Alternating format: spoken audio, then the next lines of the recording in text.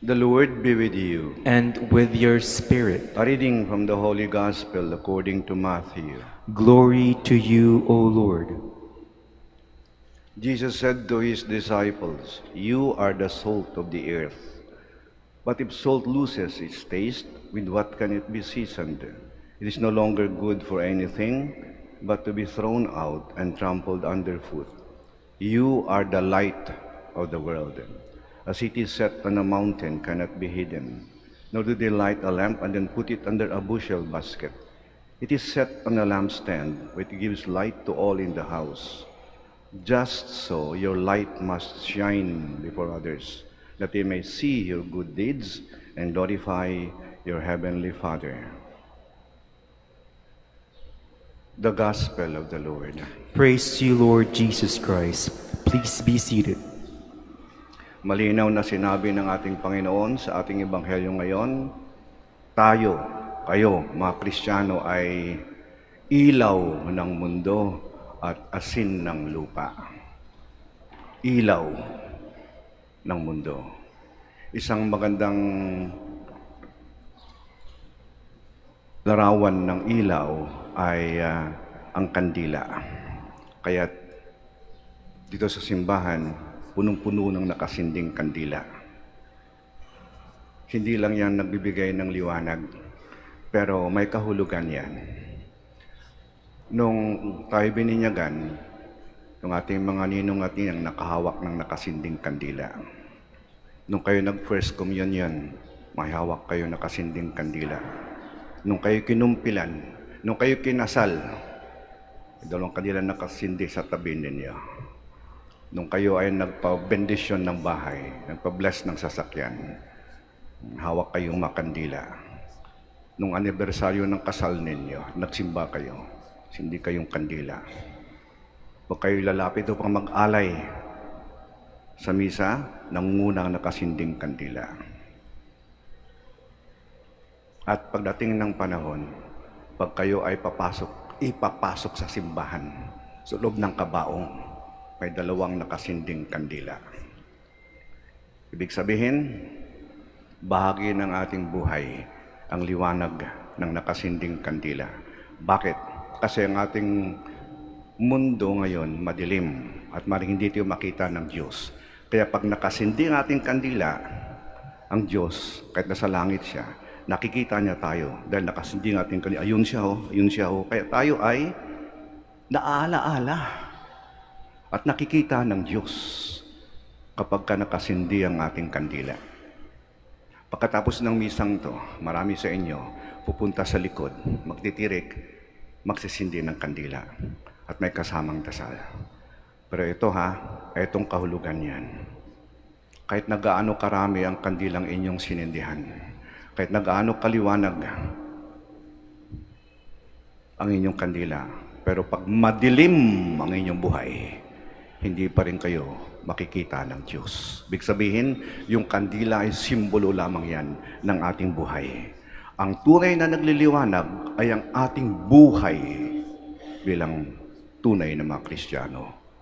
At diyan kayo makikita ng Diyos. Diyan kayo maalaala ng Diyos sapagkat buhay ang liwanag ng inyong buhay.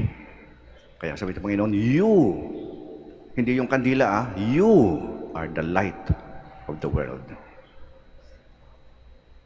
You are the light of the world. Pangalawa, sabi niya, you are the salt of the earth.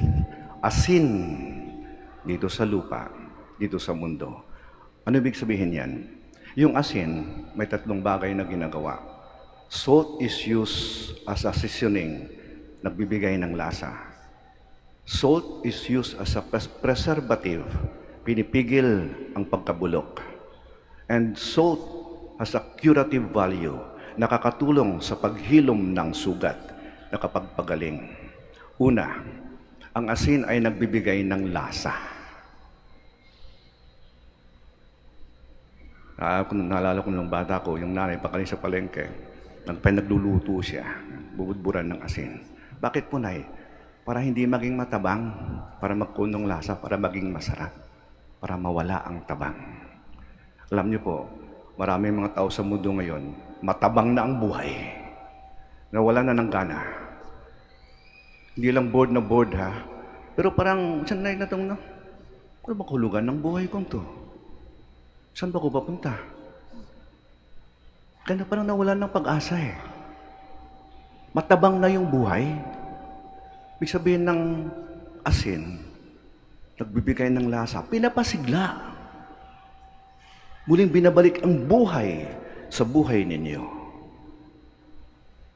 Kaya natutuwa, di ba? Kahit halimbawa sa pamilya natin, sa mga pag malungkot, yung mga tao na yung masayahin, pagdating pa lang ay nakangiti na at nakatawa at sa kwento niya, sa mga sinasabi niya, nabubuhayan tayo. At hindi lang yung saya sigla, ha? Nabubuhayan tayo ng loob kasi kinukwento nila, yung bang positibo, nakapagpataba ng puso, na pagpabalik ng sigla sa ating buhay. Kailangan po natin yung ngayon. Sa ating pamilya, sa ating samahan, sa ating simbahan, lalo na sa ating lipunan ngayon. Maraming taong gustong sumuko eh. Marami naman taong nawala na ng pag-asa. Ibalik natin ang sigla, ang buhay, ang lasa ng ating pagiging Kristiyano. Pangalawa, ang asin, preservative. Pinipigil niya ang pagkabulok ng isang bagay. Ayun din, naalala ko ni nanay, paggaling niya ng palengke. Noon, 1950s, wala pa kaming rep noon. Paggaling ng palengke, binili niyang isda o karne, bubudburan ng asin. Bakit po, Nay? Para hindi mabulok, para tatagal. Kaya hindi tungkulin nating mga Kristiyano, pigilan ang pagkalat ng kabulukan at kasalanan. Paano? Kung ang lahat sa paligid mo ay nagsisinungaling, magsabi ka ng totoo. Pag lahat ay mayabang, maging mapagkumbaba ka. Pag lahat ay madamot, maging mapagbigay ka. Kung lahat ay nang aaway at bayolente at chismoso, ay maging tahimik at maging mahinahon ka. Yan ang pagpigil ng kabulukan. Hinihinto mo ang pagkalat ng kasamaan. You are the salt of the earth. Ang isda, pag nilagyan mo ng asin, nawala ng kanyang langsa at naging medyo maalat siya. Hindi baliktad ha. Hindi yung pag ang asin ay nilagyan mo ng isda, ang asin ay nagiging malansa. Wala nang kabuluhan yung asin. Talo siya ng lansa ng isda. Hindi po. Dapat baliktad. Pinipigil natin ang pagkalat ng kabulukan. You are the salt of the earth. Pangatlo, the salt has a curative value. Nakakatulong sa pagpagaling. Tanda-tanda ko nung malit na bata, pagka nagbisikleta, natumba, magasgas, o kaya naglalaro, nadapa, may sugat sa tuhod o sa kamay. Band-aid, o ano, hindi. Maligo ka sa dagat. Alam ko rin nun bagong tuli ako, sabi ng tatay, punta ka, paligo ka lagi sa dagat para madali ang paghilom ng sugat mo. Alam nyo, marami din ang mga tao, sugatan. Hindi lang yung katawan ha, hindi lang yung sakit ng katawan ha, sugatan ng kalooban. Ang kanilang alaala, ang kanilang isipan. Kaya kailangan natin ng mga tao na makatulong sa pagpagaling. Paano? Yung pag-alaga ninyo. Yung concern ninyo. Sa tala nyo, halimbawa, baka may sakit dyan. Inaalagaan ba ninyo? May panahon ba kayo para sa kanila? Yung mga kaibigan ninyo, pangiti-ngiti lang yan, pero may mga problemang dinadala yan. Anong ginagawa nyo? Inalalayan na ba sila o dinadagdagan pa ninyo ang sugat nila?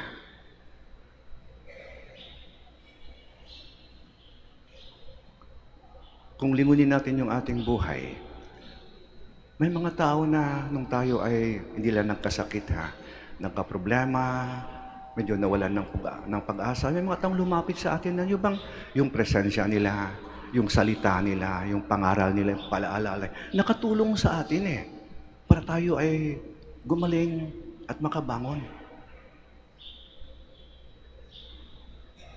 Maraming mga taong sugatan. Huwag nating dagdagan pa ang kanilang sugat. Tumulong tayo sa kanilang pagpagaling at paghilom ng kanilang mga sugat. Kaya nga ba malinaw na sinabi ng ating Panginoon, you are the salt of the earth. Yan po yung hamon sa atin ng Ebanghelyo ngayon. Sana sa ating simpleng pamumuhay, kahit sa araw-araw, mapakita natin sa maliit at karaniwang paraan, kaya ko palang maging ilaw ng mundo at asin sa lupa. Maliliit at karaniwang paraan. Halimbawa, ito lang yung pagsimba nyo ngayon. Ayan, kahit malamig, kahit malaming pinanggalingan nyo, nagsimba kayo. Kaya alam nyo, kubisan, sinasama nyo pa yung mga kaiba, Mare, pare, tara, simba tayo sa Manawag. O maaring sila ay yung bang nalalamig na sa buhay o parang tinatabangan na. Pero pag nandyan kayo, para buhayin sila. At saka sa pagsimba ninyo, yung mga taong hindi nagsisimba, makikita kayo. Ay si Mari, sa pare, nagsimba, tayo hindi na. Parang mapahiya sila. Makita nila, ay, napabayaan ko na yung tungkulin ko sa Diyos. Kaya naging ilaw kayo ng mundo. Kasi nagbibigay kayo ng inspirasyon. Simpleng paraan lang yan, Kaya sana'y magampanan natin ang ating, akala natin, napakabigat na misyon to, tungkulin to, maging ilaw ng mundo at maging asin sa lupa. Simple na naman pala Maging mabuti ka lang Kristiyano. Maging mabuti kang Kristiyano. At ikaw magiging ilaw ng mundo. Ibig sabihin, nakikita ka ng Diyos, na alaala ka niya. At sa magitan mo, nakikita din ng iba ang Diyos.